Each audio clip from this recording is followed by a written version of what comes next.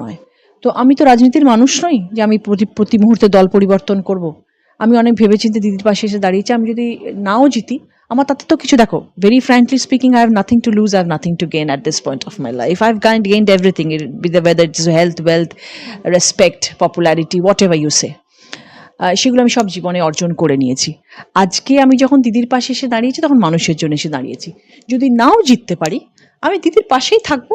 হয়তো ঘোরতরভাবে রাজনীতি করব না, কিন্তু দিদির পাশে থাকবো। দিদি যদি সেরকমভাবে আমার সাথে অন্য কিছু ভাবেন বা অন্য কিছু আমরা প্ল্যান করি, অন্যভাবে থাকবো, কিন্তু তৃণমূল কংগ্রেস ছাড়বো না। অভিনেতা অভিনেত্রীর রাজনীতিতে আসলে দেখা যায় রাজনীতিক যারা রয়েছেন, রাজনীতিবিদ যারা রয়েছেন, তারা ভীষণভাবে কটাক্ষ করেন। এই যে আপনি একটা প্রসঙ্গ তুললেন, রাজনীতিকদের মতো আমি দল বদল করে নেব না। আপনি একজন অভিনেত্রী, আপনি এসেছেন রাজনীতির ময়দানে, যখন আপনি বাইরের থেকে জিনিসটা দেখতেন যে কেউ দল বদল করে নিচ্ছে, সেই বিষয়টাকে আপনি কিভাবে দেখতেন? তখন তো খুব রাজনীতির মানুষ ছিলাম, তখন দেখতাম আর জাস্ট জেনারেল